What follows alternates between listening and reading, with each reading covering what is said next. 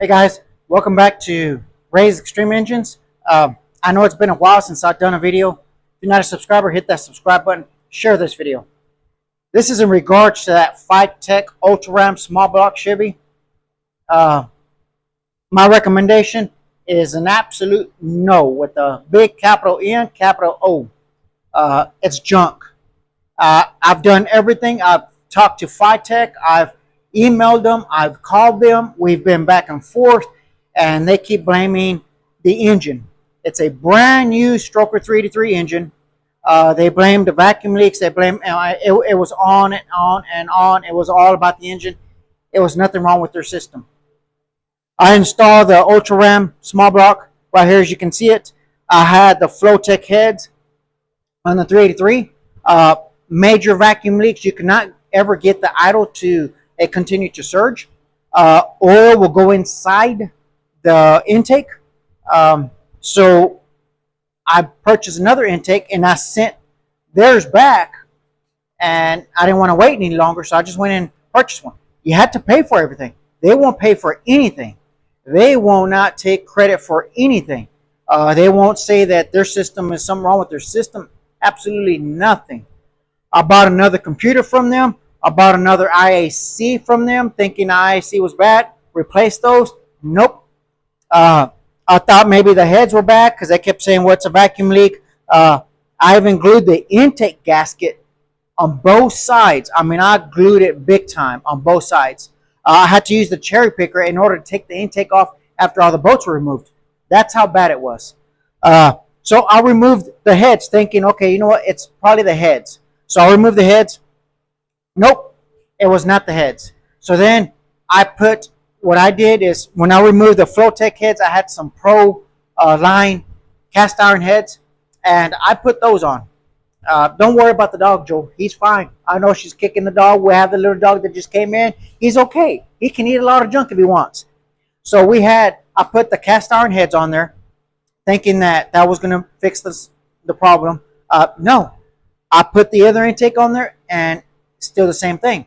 I put different gaskets. I went a little bit more expensive on the gaskets, changed the gaskets up, still the same issue and over and over and over.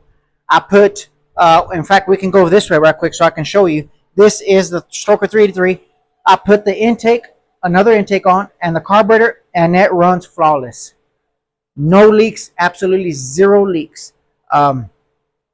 So this intake, the carburetor, and the vacuum is great. It idles like it should. The vacuum is about 12. With the Fitech, it went from 5 to 15, back to 5, back to 0, back to, I mean, it was awful. I changed the distributor, put an MSD. I mean, I went back and forth trying to change all kinds of things to make sure that it was not the engine. I changed, like I said, the heads, the rockers. I even put a, what do you call it, a lifter valley that goes on the inside that covers the oil, a lifter valley splash shield. I put that on there to prevent oil from coming up. It didn't help. So let me show you this intake. If we go right here close up, you can see where the oil was running in here, and it runs through. I'm telling you, I glued the whole gasket, but there's so much. You can see it right here like that. Even on this side, you can see how off it is on where the oil, the gap is in between. Of course, they shipped me back the other intake, saying that there was nothing wrong with the intake, that it passed specs. And I know they're lying. I'll tell you straight up, they are lying. Because I sent the intake like this with oil and everything, and they shipped it back with oil on the inside oil. I mean, just the same way. I did that on purpose. Why? Because a company, a honest, good company, would have cleaned the intake, checked, made sure everything was good, and they would have shipped it back to you nice and clean. They didn't. They shipped it back just like this, saying the intake was good. This is the worst company, I'm telling you. I'm an engine builder. You can come back this way. I'm an engine builder. I build engines. I build hot rods. I build muscle cars. This is what I do. And this is the worst system I've ever had to deal with. Worst company I had to deal with. You have to pay for everything to ship it back. They won't take responsibility for anything. Absolutely nothing. Zero, zip.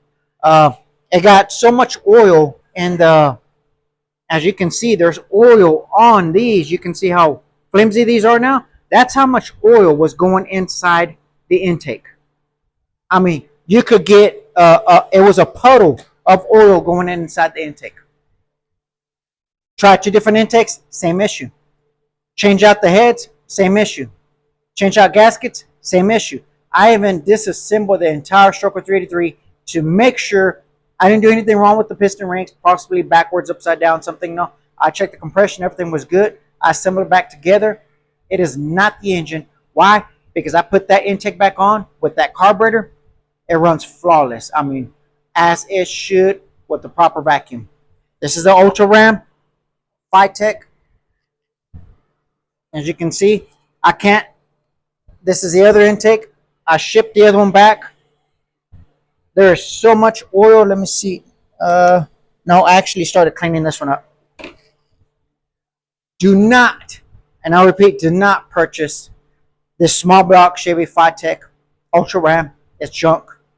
It is junk, and they will not refund your money or anything back. I send it back to Summit to see if Summit can help me out, because Fitech will not do anything, and they will not take any responsibility for zero, zip, none. Worst system I've ever dealt with. Harley's been great. The Sniper EFI's been great. The Fitech throttle body, yeah, it's okay. But this Ultra Ram, it is pure junk. They don't help you.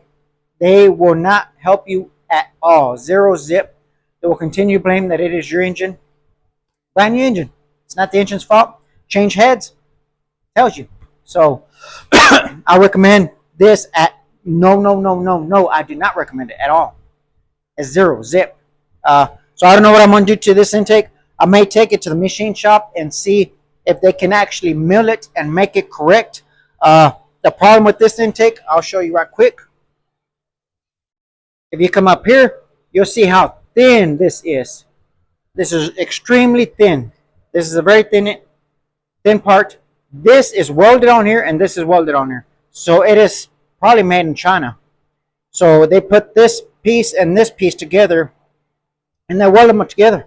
This is welded up. It's welded right here that you can see. So this is how thin it is. You can stick filler gauges all in here. It's pure junk. This is a junked. I don't know what I'm going to do with it, but I may take it to machine shop.